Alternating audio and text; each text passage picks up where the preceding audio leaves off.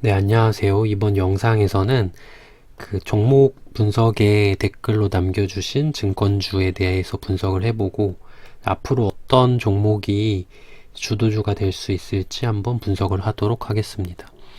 일단 증권주는 이제 은행, 증권, 보험 순으로 가는 테마에 속해 있다고 보시면 되는데 대표적으로 금리 인상 수혜주라고 생각하시면 됩니다. 그래서 현재와 같이 채권금리가 인상될 수 있는 상황에서는 은행주, 증권주, 보험주가 1차적으로 상승을 한번 하고 이 이후에 채권금리가 다시 안정되고 다시 또 재상승할 때 2차적인 상승이 나올 수가 있다고 생각하시면 됩니다.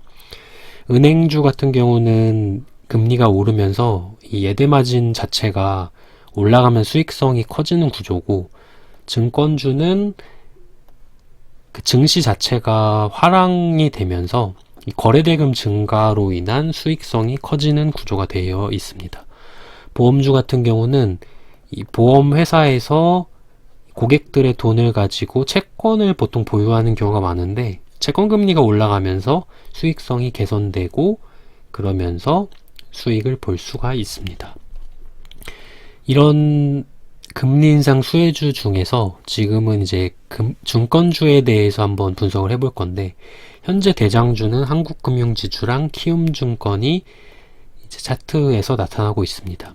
한국금융지주는 카카오뱅크랑도 관련이 되어 있고, 키움증권은 개인들이 대표적으로 많이 거래를 하기 때문에 거래대금 증가에 수혜를 받고 있다고 생각하시면 됩니다.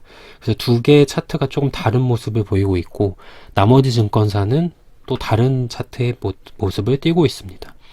일단 시가총액이 큰 증권주부터 한번 보자면, 미래에셋증권 같은 경우는 지금 월봉을 보시면은 122평선을 계속해서 돌파를 못하고 있는 모습이고, 최근 달에 들어서 이렇게 돌파를 했는데 지금부터 시세가 나올 수는 있는 모습이지만, 이 종목 같은 경우는 예전에 유상증자를 많이 했기 때문에 기본적으로 좀 무거운 종목에 속해서 투자하기에는 그렇게 적합한 종목은 아니라고 생각하시면 됩니다.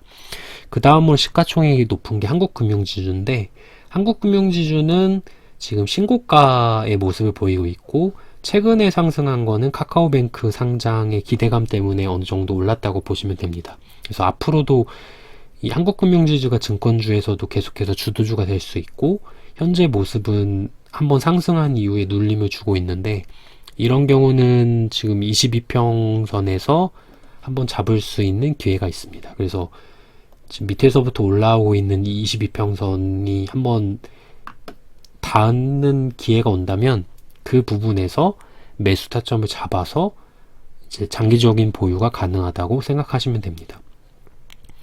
그 다음에 삼성증권도 미래에셋하고 되게 비슷한 차트를 보이고 있는데, 삼성증권도 마찬가지로 조금 무거운 종목이기 때문에 미래에셋과 삼성증권은 비슷하게 움직일 가능성이 큽니다.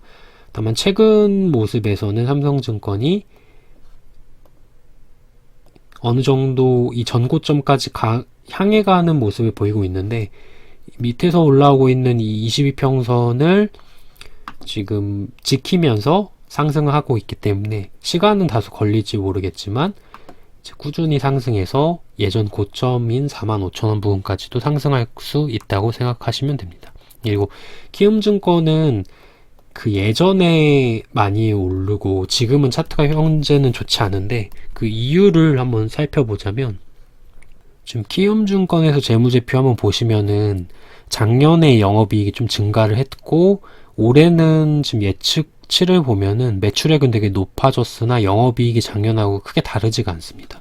근데 반대로 삼성증권을 예로 들어서 보면, 삼성증권 같은 경우는 작년에 비해서 올해 영업이익이 대략 50% 정도 늘 수 있는 지금 모습이기 때문에 최근 모습이 좀 더 좋은 흐름을 보이고 있는 것이고, 비슷한 증권사로 NH투자증권을 보시면은 여기서도 지금 영업이익이 계속해서 증가하고 있는 모습을 보이고 있습니다. NH투자증권은 1분기를 보시면은 지금 4천억 정도로 사상 최대 실적을 달성했다는 이 기사가 있는데, NH투자증권은 옵티머스 관련해서 손실을 반영했음에도 불구하고 영업이익이 증가한 모습을 보이고 있기 때문에 현재 가장 최근만 놓고 봤을 때는 차트가 가장 좋은 모습을 그리고 있는 것입니다. 이렇게 최근에는 실적이 좋게 나오면은 그 이후부터 반영하는 모습을 보이고 있기 때문에 앞으로도 단기적으로 봤을 때는 NH투자증권이 가장 좋은 모습을 보일 수 있다고 생각하시면 됩니다. 다시 돌아와서 대장준 한국금융지주, 그리고 예전에는 키움증권이었지만 올해 키움증권이 영업이익 증가폭이 좀 적기 때문에 키움증권은 최근에서는 가장 차트가 좋지 않은 모습, 그리고 NH투자증권이 단기적으로 차트가 좋다고 생각하시면 됩니다. 그리고 이 외에도 세 번째로 제가 새롭게 뜨는 종목이라고 말씀을 드렸는데 대신증권하고 메리츠증권이 있는데 이 종목들은 배당이랑 관련이 돼 있다고 생각하시면 됩니다.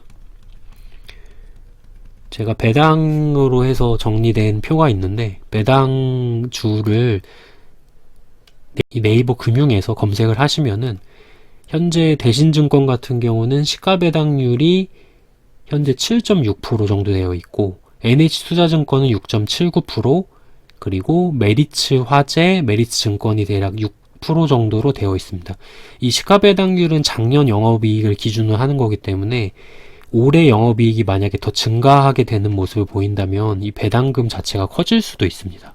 그래서 NH투자증권이 아까 말한 것처럼 영업이익이 증가하는 폭이 커지고 있고 작년 기준으로 봤을 때 지금 시가배당률이 대략 6% 정도지만 올해 영업이익이 증가해서 이 배당금이 800원, 900원까지도 늘어난다면 시가배당률이 훨씬 커질 수가 있습니다. 그래서 이런 배당주로 관련해서 대신증권, 메리츠증권, NH투자증권이 좋은 투자가 될 수 있다고 생각하시면 되고, 나중에 배당 투자 관련해서도 영상을 한번 찍을 생각인데 그때 조금 더 이 부분에 대해서 정리를 한번 해드리도록 하겠습니다.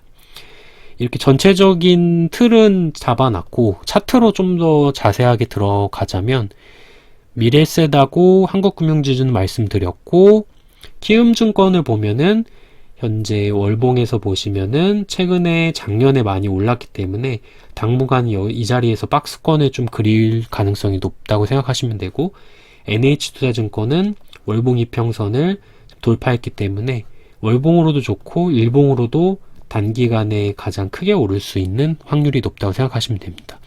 그리고 메리츠증권 같은 경우도 월봉 보시면은 지금 어느 정도 전고점 근처까지도 일단은 열려있는 모습이고 대략 5,200원에서 300원 정도 간다면 여기서도 좀 박스권을 그릴 수가 있다고 생각하시면 됩니다.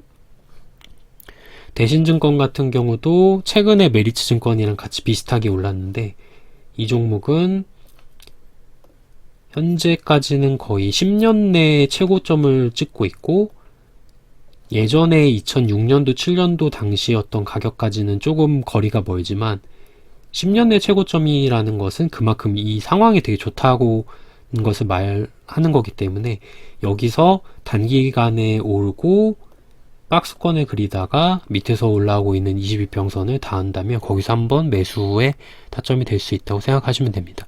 이 외에도 여러 가지 중소형주들이 많은데 이런 종목들은 최근에 증권주가 한번 크게 올랐을 때 이렇게 시세를 한번 줬고 여기서 추가적인 상승이 나올지는 어느 정도 박스권을 그리고 이 흐름이 나쁘지 않는다면 다시 또 상승을 할 수 있는 그림을 그릴 거라고 생각하시면 됩니다.